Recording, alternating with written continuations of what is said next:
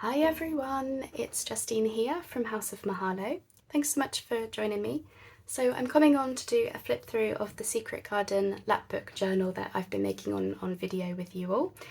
If this is the first video you're watching, then there is a playlist and it is linked in the description box down below where you can see me make the whole thing from start to finish mostly, including, ephemera and embellishing it. So I'm here to do the flip through. I should say this has already sold. One of my customers very kindly got in touch with me as I was making it to say that she would like to give it a home. So it has already sold, but of course you're going to want to see the flip through. So here I am to show you all the nooks and crannies. So just to let you know, it does come with a little pack of goodies. I'm going to keep this a surprise for the lady. It's just a few pieces that didn't make it into the folio that she can maybe further decorate with, little fussy cuts, a couple of pieces of ephemera and some embellishments. And of course I've used one of my clusters that I made in Roxy's weekly challenge to decorate the envelope, so the whole thing could be used inside the journal as well. Okay, so here we are. So I've used the whole thing is actually made from one of the Secret Garden books. I have got a flip through on my channel of the book in question. I actually made the cover from the book, and then I covered it with this beautiful tree wrapping paper that comes from Paper Tree Nook or Paper Nook Tree. I can never remember which way round it goes.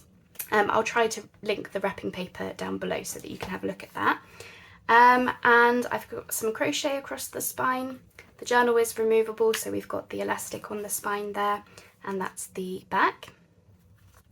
Okay, here we are. So that's the Lapbook style with these folded in edges, and that's how it looks from the view. So no closure on this one because it's laying nice and flat, surprisingly, so it doesn't need one. So we open to this beautiful wrapping paper. I didn't do anything to this. This is essentially you entering the garden, or at least, basically the reason I use this wrapping paper is because some of it has like you're at a manor house with the trees all around. So this is you kind of at the manor house. We're still at the manor house, but she's starting to go through the garden a little bit where we've got, the manor houses and the trees and stuff around. And at this point, this is when she's fully going into the initial garden. This is when she goes through like the kitchen garden and stuff. So this is what you see first of all. So we've got the robin. Eventually he shows her the way to the real secret garden, and we've got her discovering things as she goes through. This was a bookmark I received in the post that I've turned into a side tuck, and here she is discovering more nooks and crannies of the garden. So this is just a journal card from the book pages, and this I made in Tina's Mass Makes. It's one of these matchbook writing spots. And I've done some decoration on the back. I did do this on video, and then one of my subscribers, Nan, suggested that maybe I look for some kind of tree branch to put at the top there, because I did feel it was missing something. So yeah, I went for those. So I've just got some sets of leaves, and I do think that finishes that off just nicely. And we've got his feather across the way there. It's not really, but I made it look like it's his feather. Essentially, this whole story is her going through the garden, and as she's making discoveries, she's essentially documenting it in this folio. That's kind of the story behind this one. Okay, just checking how much you can see. All right, so this is the left-hand side. So I've got another Tina's Mass Makes of this double side-loading pocket. I've decorated it up with some of the fussy cuts from the book. So inside the first one, I've got this vintage journal card. It comes from a greeting card, and I thought this looked very Secret Garden-esque, just for writing on. And I've got one of the oracle cards that Cheryl Talifus kindly sent me. This one says, potential. The littlest key can open the heaviest door. Absolutely perfect for Secret Garden. And in the back there, I've got this Gordon Benningfield image that I've put onto a souvenir postcard from my own travels. And then I've just decorated up the back, mainly to hide where it was the souvenir postcard, the like the text on it and the barcodes and stuff, because that doesn't really go with the vintage theme of this one. So I've done a little collage on the back, but still, some space to write there. So that's that one. Just making sure I put everything back, because otherwise I'll forget where things go. Okay, and here we've got our envelope flips that we did. I've got one of my clusters from Roxy's weekly challenge, and it says, "And so the adventure begins." This one is a little envelope pocket, and I've just got this collaged card just for writing on. It's on some packaging. So that's that. And then we flip over. This was one of my absolute most favourite things to do. So I'm going to bring it up so you can see the detail. Basically, it's a playing card that I've decoupaged and turned into a tuck spot. And then on video, I've just done this little scene in front. So the squirrel sitting on the rock with the mushrooms and toadstools behind. And that's the little tag for in there. This comes from a different book, but again, I wanted it to look like she was, documenting what she's seeing, and so it's got kind of like a botanical, sciencey type feel to it, but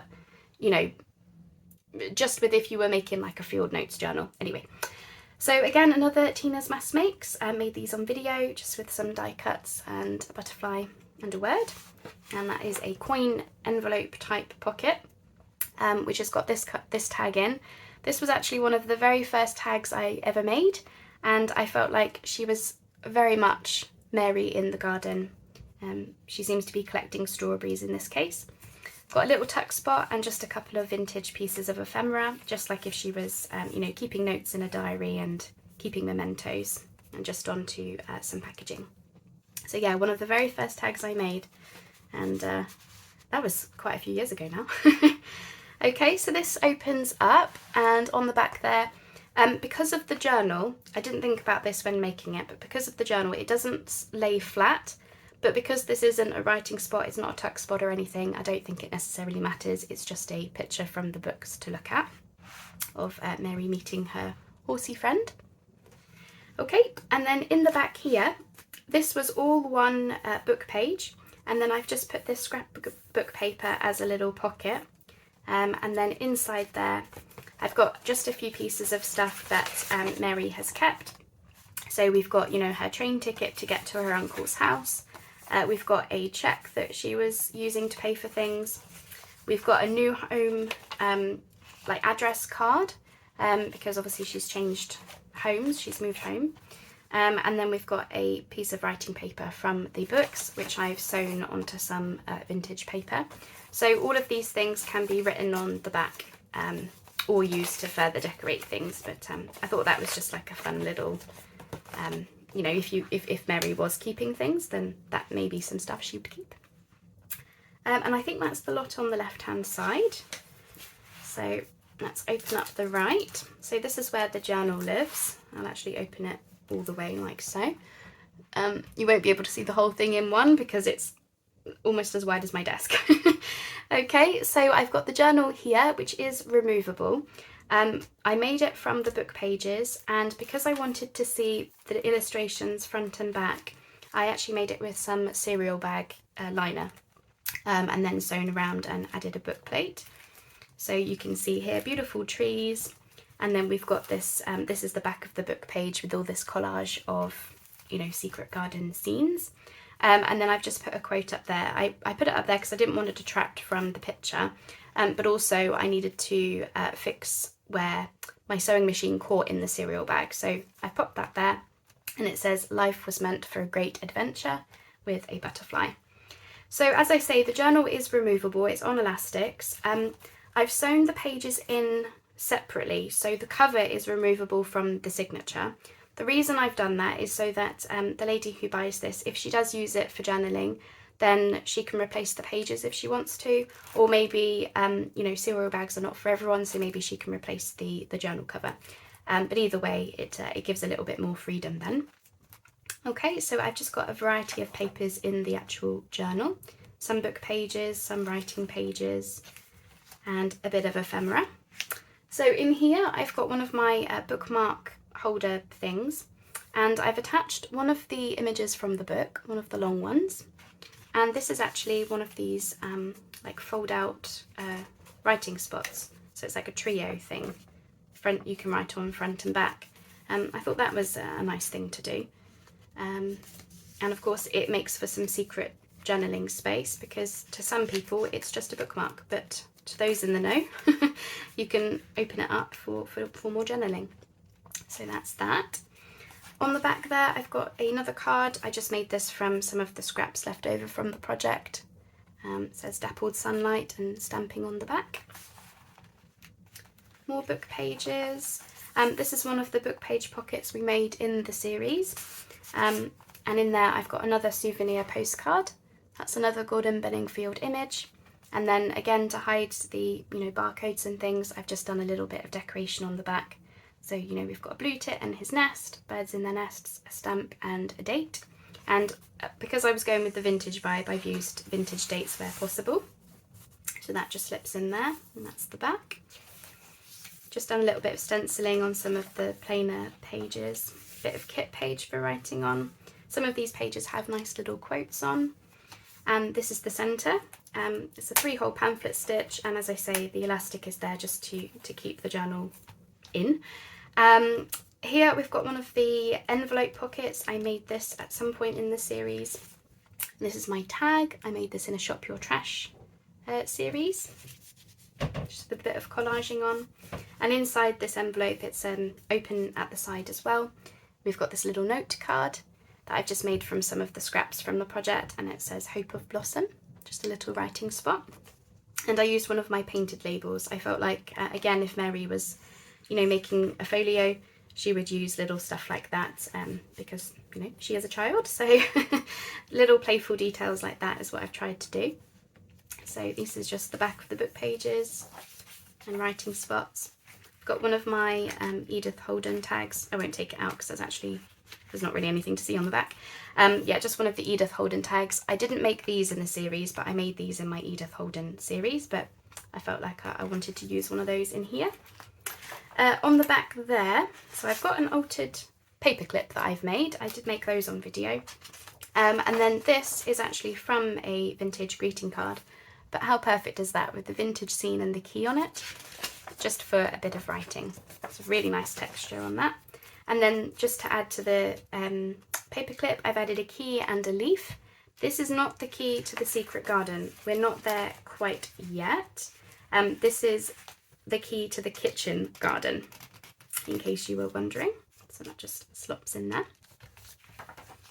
I've got a little bit of rabbit decoration from the books. I just wanted to decorate up that plain page, the back of the book pages. And then that's the, again, the cereal bag is on the back here, where we've got this beautiful imagery from the books. And then we can see the 2 boys at the back there. So that is that side. So moving you over, checking you can see. Here we go. Excuse me. It's quite a long flip through because there is much to see, but we're nearly to the end. Okay, so again, similarly to the other side, we've got some more envelope flips. This one says, "Those who don't believe in magic will never find it." And again, similarly to before, I've got this little collaged card in the back. Same as before on the same packaging, just for a little bit of something. I made this, I think this was a Shop Your Trash, or was it a scraps busting video? One of the two. It's just a little pillow box packaging thing that I've turned into a little pocket with some decoration on it. And then in there, I've just made this teeny little tag from the book pages. So we've got blue tits in the garden, just on some packaging. So that's that. Here we've got another envelope, and I've done a paper bag pocket at some point in one of the series that I've done. So the paper bag is turned up for the pocket in the front, and I've got some vintage tea cards. These are from the Trees in Britain series. So again, Mary is learning about the different things she's been seeing. And we've got this wood warbler faux tea card for writing on. Again, she wants to document what she's seeing and learn more about what she's seeing in the garden. So those are in there, beautiful scrapbooking paper.